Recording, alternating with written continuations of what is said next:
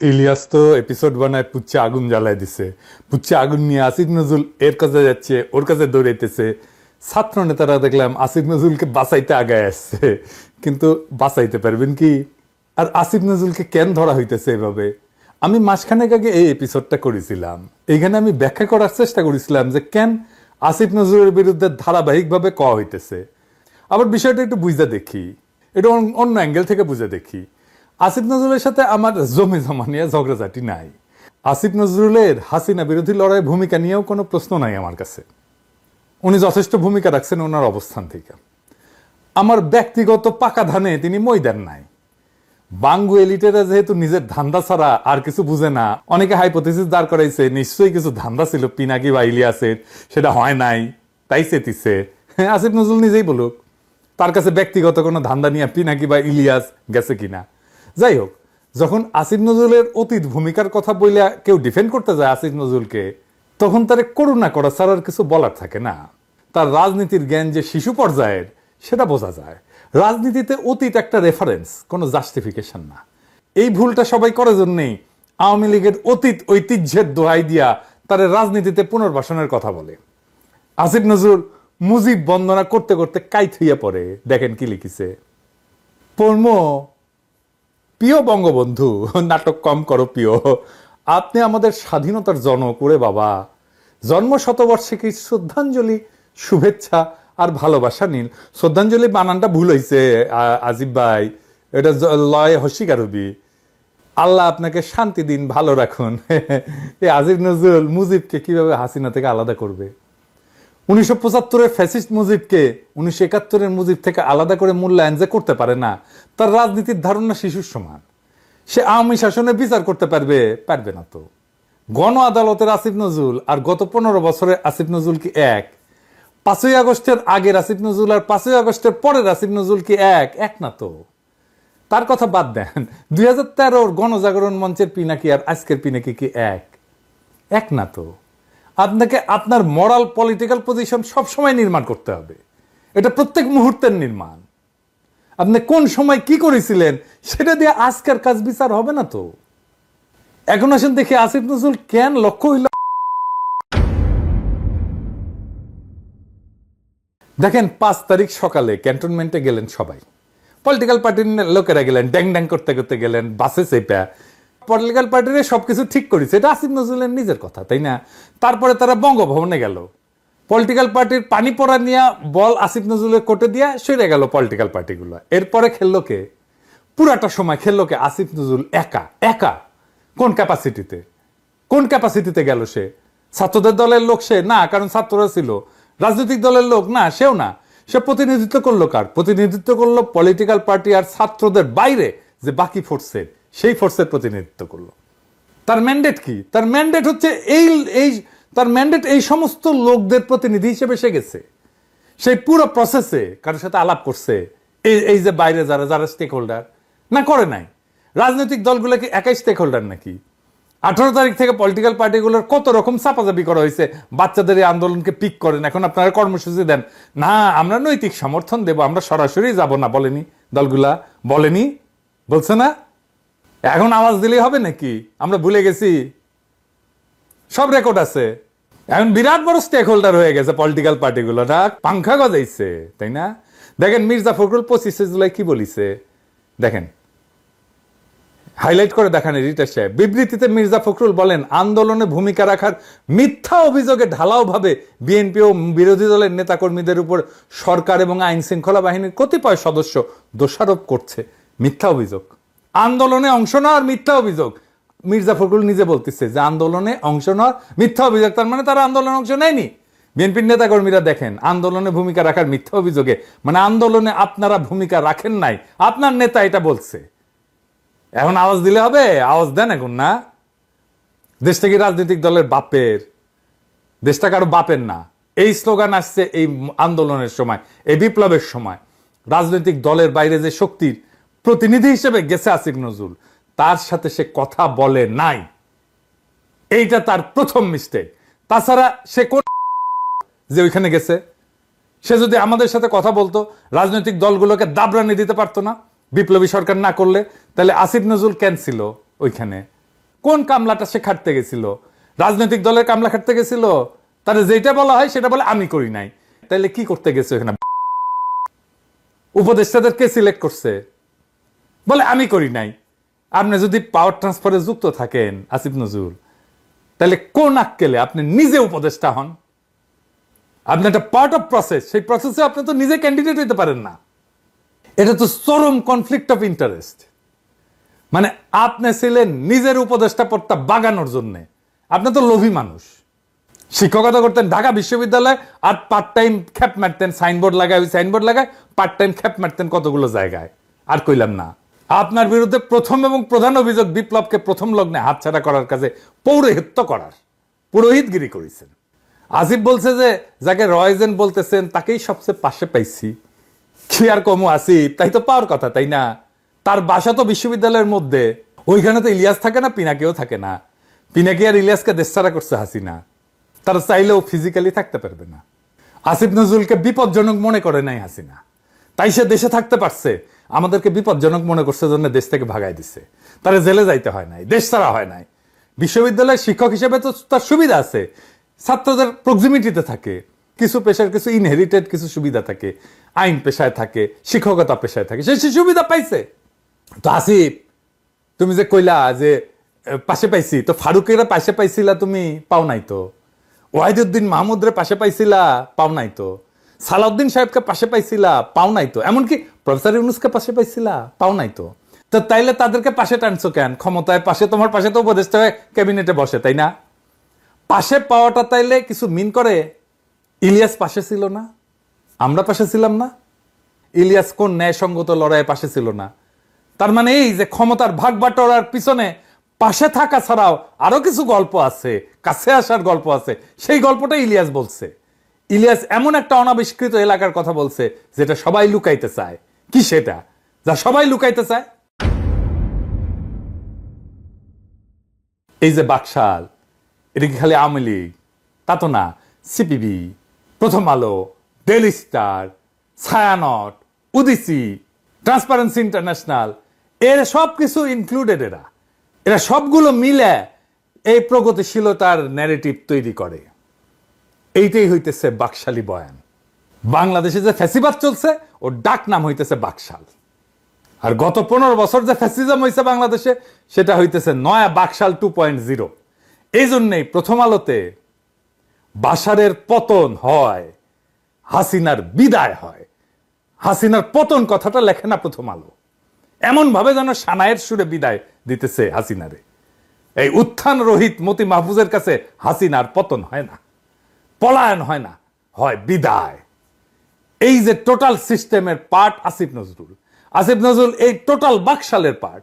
তার সাথে প্রথম আলো সখ্য, প্রথম আলো পার্টনারশিপ, এটা তো সময়ের পরীক্ষায় উত্তীর্ণ। এবং সে তো নিজেই বলে যে তার প্রিয় প্রথম আলো। তো এই নয়া বাকশালের সিস্টেমটা টিকে ছিল, বা বলা ভালো এখনো টিকে আছে। এই যে সিপিবি, এই যে Prothom Alo, Daily Star, Chhayanaut, Udichi, Transparency International, এগুলোর উপরে ভর দিয়া, এগুলো হয়তো একটু দুর্বল হয়েছে কিন্তু ভ্যানিশ হয়ে যায় নাই। এটা সব সময় থাইকা যাবে। এরাই হইতেছে বাকশালের মেইন ফোর্স। এরাই বলে আমরা উপদেষ্টা বানাই। এই যে ডেইলি স্টারের সাংবাদিক বলছিল না, আমারে উল্লেখ কইরা উপদেষ্টা বানাই। এটা এত শক্তিশালী যে এখনো তার সামনে গরু জবাই দিলে পুলিশ তো পিটায়, মির্জা ফখরুল ঝেপে পড়ে, আর মাহমুদুর রহমান মান্না কয় এটা নাকি ফাজলামি। মানে গরু জবে করা ফাজলামি। ইয়া মানে ভাই, 1971 তো দামরা ছিলেন, 68 সালে তো চিরিয়াং ইউনিভার্সিটিতে ভর্তি হয়েছিলেন, থার্ড ইয়ারের ছাত্র ছিলেন ইকোনমিক্সের। গর্ত ঘুরেছিলেন কোনটি? মুক্তিযুদ্ধে তো যান নাই। আপনার কি আদৌ রাজনীতি করার নৈতিক অধিকার আছে? 68 সালে বিশ্ববিদ্যালয়ে ভর্তি, 1980 সাল পর্যন্ত ইলেকশন করিচ্ছেন। 12 বছর ছাত্র রাজনীতির নামে বিশ্ববিদ্যালয়ে ঘষ্টানো কি ফাজলামি না মান্না ভাই? হ্যাঁ, আমাদেরকে ফাজলামির কথা বলেন, সাবধান কইরা দিলাম। প্রথম আলোত কি সামনে সুন্দর সুন্দর নায়িকা বসে রেখেছিল যে পৌরুষ জায়গায় উঠেছিল? হ্যাঁ, এখন নিত্যদিন বাম্বু খাবেন, বাম্বু। যাই হোক, আলাপে আসি। এই যে কালচারাল বাকশালী বয়ানগুলাই পলিটিক্যাল বাকশালরে তৈরি করছে এরা মিলা, এবং এর সাপোর্টে বড় হয়েছে, একটা আর একটারে পরিপুষ্ট করছে এবং করতেছে। যেই কারণে পলিটিক্যাল বাকশাল পরাজিত হবে না পুরোপুরি, যদি না কালচারালি বাকশালী বয়ানটাকে বাতিল করা না যায়, পরাজিত করা না যায়। এই জন্যই আমরা শিল্পকলা একাডেমিতে কালচারাল মিনিস্ট্রিতে অ্যান্টি বাকশালী লোক চাইছিলাম। দুই জায়গায়, এক জায়গায় জামিল রে বসাইলো, আর এক জায়গায় ফারুকিকে দিয়া পাল্টা কালচারাল বয়ান তৈরির দিল এই আসিফ নজরুল। আমি একটা সলিড এক্সাম্পল দিই। আসিফ নজরুল কি মুজিবের 72 থেকে 75-এর ক্রিটিক করতে পারবে? না, পারবে না। এই বাকশালী বয়ান তৈরি যে স্তম্ভগুলা, সেই স্তম্ভগুলোর একটার পার্ট আসিফ নজরুল। আর বাকশাল তো ভারতের ড্রিম চাইল্ড নাকি, সেই তো পাইলা পুষা বড় করছে বাকশালকে। আর বাকশাল তো ইন্ডিয়ার পারপাস সার্ভ করছে নাকি, অন্য কারো পারপাস সার্ভ করছে? ইন্ডিয়ার পারপাস সার্ভ করার জন্য যে বাকশাল, সে বাকশালের বয়ান তৈরি করে যে প্রথম আলো, সেই প্রথম আলোর পার্ট হচ্ছে আসিফ নজরুল। কিন্তু তাকে ভারতের কিছু এটা বলা যাবে না। মানে ভারতের ইন্টারনেটের নানা লেয়ারে কাজ করে, এটা তো মিথ্যা না। গোয়েন্দা সংস্থা এভাবেই কাজ করে। প্রথম আলো তাইলে কোনোভাবে ভারতের স্বার্থের সাথে রিলেটেড না। এইটা সে ওই ছবিটা দেখেন না, দৌড়াই স্বামীর সাথে সিগনেচার করিচ্ছে, কিবেন এটা কি তালাক নামা সাইন করিচ্ছে মতিউর রহমান? বাংলাদেশে কোন পত্রিকার ইন্ডিয়ান হাই কমিশনের সাথে চুক্তি আছে? আজকে যারা ক্ষমতায় তাদের বলি আমাদের সাপোর্ট আছে, তার মানে কিন্তু সেটা নিরঙ্কুশ না। কোন সরকারের এই নিরঙ্কুশ সাপোর্ট জনগণ দেয় না, দেওয়া উচিত না। 47-এর অর্জন কার জন্য নষ্ট হয়েছিল? ক্ষমতাসীনদের জন্য, মুসলিম লীগের জন্য।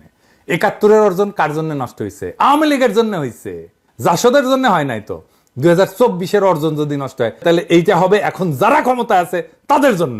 এই জন্য উপদেষ্টাদের ধরি। আমরা খুব বেশি সমালোচনা করি না, নেহাত মায়া কইরা করতে পারতাম, মেলা সমালোচনা করতে পারতাম, মেলা নিউজ আসে, মেলা খবর আসে, কিছু বলি না। খুব নির্মম সমালোচনা করতে পারতাম, এমনকি প্রফেসর ইউনূসের সমালোচনা করতে পারতাম উঠতে বসতে, করি না। দেখাবো, একটা স্যাম্পল দেখাবো, স্যাম্পল দিয়ে দেখাই। এই যে প্রফেসর ইউনূস 17 নভেম্বর বলছে এই 100 দিনে অর্থনীতি সবল অবস্থানে চলে আসছে। ঠিক তার 2 দিন পরে অর্থ উপদেষ্টা কি কইছে দেখেন, কইছে দেশের অর্থনীতির অবস্থা ভয়াবহ। মানে 2 দিন আগে প্রফেসর ইউনূস কি বলিছে সেটা ভুলে গেছে। ভুলে কার কথা ঠিক তাইলে? প্রফেসর ইউনূসের নাকি অর্থ উপদেষ্টা? প্রফেসর ইউনূসের বক্তৃতার ওই পার্টটা তো অর্থ মন্ত্রণালয় থেকে লেখা হয়ে আসবে, তাই না? তার মানে প্রফেসর ইউনূস হয় অর্থ মন্ত্রণালয় থেকে নেয়নি লেখাটা, অথবা অর্থ উপদেষ্টা শুনেইনি প্রফেসর ইউনূস কি বলছে। এই সরকারের ব্যর্থতার জন্য আগে হাসিনার টেলিফোন ফাঁস হইতো, এখন জমায়েতে বক্তৃতা দিচ্ছে। আমরা বলছিলাম হাসিনা পরিবারকে দৌড়ের উপরে রাখতে হবে। পুতুলের বিষয়ে বিশ্ব স্বাস্থ্য সংস্থাকে দেওয়া চিঠি ড্রাফট করে দিছিলাম স্বাস্থ্য মন্ত্রণালয়ে, 17 পৃষ্ঠার চিঠি, কিচ্ছু করে নাই। কাজ তো করে দিছি, ধরে ধরে কি কি লিখতে হবে।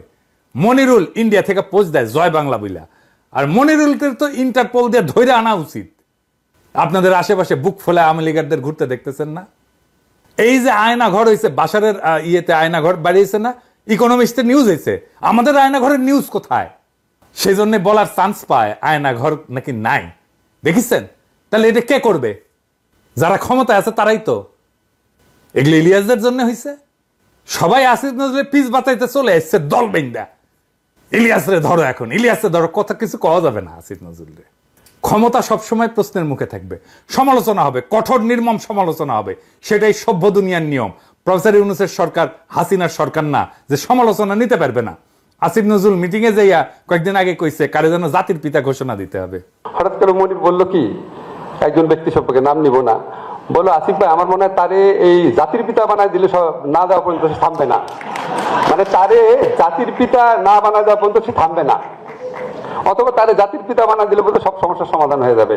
জাতির পিতা মানে নতুন জাতির পিতা। হ্যাঁ, আসিফ নজরুল মুখ সামলে কথা বলবেন। আবার কইছে কারে উদ্দেশ্য কইরা, কোটা সংস্কার আন্দোলনকে কে যেন কইছিল আতাতের আন্দোলন। কেউ কেউ বলে দেখবেন যে কেন বিপ্লবী সরকার হলো না, কেন শহীদ মিনারে আমরা শপথ দিলাম না, কেন সাংবিধানিক পথে গেলাম। ফর গড সেক আপনাদেরকে রিমাইন্ড করাই দিই, তাদেরই কেউ কেউ যখন এই ঐতিহাসিক ছাত্র আন্দোলন শুরু হয় বলেছিল এটা আতাতের আন্দোলন, সাজানো আন্দোলন, বলেছিল না? বলেছিল। সবাই হাততালি দিছে, হাসাহাসি করিচ্ছে, দেখিছেন? আমি খুঁজতে লাগলাম কে কইছে, কারে কারে আসিফ নজরুল কইলো, খুঁজে খুঁজে পাইলাম খালেদ মহিউদ্দিনের সাথে টক শো। শুনেন, এখন আওয়ামী লীগ যে এরকম সরকার 15 বছরের বেশি সময় ধরে তারা ক্ষমতায় আছে, তাদের সামনে ডিল করার মতো আরো অনেক বিষয় আছে তাদের। তো আপনার কাছে কি মনে হয় যে তারা যদি সরকারের মানে আইন আদালতের কাঁধে বন্দুক রেখেও এটা করতে চায়, এটা কেন করবে? মানে কোটা ব্যবস্থা মুক্তিযোদ্ধাদের জন্য চালু করে সরকার আসলে কি গেইন করবে বা কি গেইন করতে চায়? আমরা তো এরকম অনেক সময় শুনি যে বিএনপি সবচেয়ে বড় মুক্তিযোদ্ধাদের দল, আমরা এরকম শুনি মুক্তিযোদ্ধারাই এখন আওয়ামী লীগের সবচেয়ে বিপক্ষে অবস্থান নিয়েছে, আমরা শুনি বামদের মধ্যেও অনেক বড় বড় মুক্তিযোদ্ধা রয়েছে। তো এটা কইরা আসলে সরকার কি মানে অর্জন করবে? সরকার যদি চায়, আমরা যেরকম মেকানিজমের কথা শুনি, সরকার তো যাকে খুশি তাকে চাকরি দিতে পারে আসলে, মানে নানা রকম মেকানিজম করে। না, আমি আপনাকে বলি, আমার কাছে মনে হয়েছে সরকারের মধ্যে, সরকার মানে তো আর শুধু আমাদের প্রধানমন্ত্রী না, সরকারের মধ্যেও তো আমরা দেখেছি এমন কোনো এলিমেন্ট আছে যারা ভুয়া মুক্তিযুদ্ধের সার্টিফিকেট দিয়ে হলেও চাকরি পেতে উৎসাহী। ভুয়া মুক্তিযোদ্ধা কিন্তু একটা বাণিজ্যও তো আছে, দেশে আছে না? তো এই বাণিজ্যের লোকগুলোকে মারা গেছে, এটা তো সরকারের মধ্যে আছে, ঠিক না? 62,000 ভুয়া মুক্তিযোদ্ধা আছে, এই সার্টিফিকেট একটা বাণিজ্য আছে না? সরকারের মধ্যে একটা কোটারি অংশ আছে যারা ছাত্রলীগ বা যুবলীগকে বা তার কর্মীকে চাকরি দিতে চায়, মুক্তিযুদ্ধের কোটা দিয়ে থাকতে পারে। 1 নাম্বার। 2 নম্বর হচ্ছে আমাদের প্রধানমন্ত্রী যেহেতু উনি একটু, আমার কাছে মনে হচ্ছে একটু জেদ করে বাতিল করেছিলেন, সেই জন্য মানে হয়তো উনি অন্য কোনোভাবে, মানে উনি যে অসন্তুষ্ট না, এটা অন্য কোনোভাবে রিফ্লেক্টেড হতে পারে যদি আপনার অ্যাটর্নি জেনারেল অফিস খুব স্ট্রংলি এটা পারসু না করে, হতে পারে। আর 3 নাম্বার হচ্ছে আপনি যেটা বললেন সরকারের নিয়ে কি করবে, আমার কাছে মনে হয় কি, ধরেন এটা একদম একটা সত্যি কিনা আমি জানি না, এমনি ধারণা, যখন এখানে ভারতকে যেভাবে আপনার রেল করিডোর দেওয়া হয়েছে, এটা নিয়ে খুব একটা শোরগোলের মতো অবস্থা তৈরি হয়েছিল। এখন পুরা যুব সমাজের মনোযোগ তো অন্যদিকে নিয়ে যাওয়া যায় এই সমস্ত ইস্যু টুনে, বিকজ এটা হচ্ছে তাদের চাকরির ইস্যু, এটা তাদের সবচেয়ে বড় ইমিডিয়েট ইস্যু হতে পারে। এখন আমাদের সরকারগুলোর মধ্যে তো স্বচ্ছতা নাই। কাজী নজরুল সেম সাইড হয়ে গেল না, আন্দোলনে অবদান আর স্টেকের প্রশ্ন তুললেন না মেহরবানি কইরা। যারা ক্ষমতায় আছেন তারা ধরলে কলে ছুটতে পারবেন না।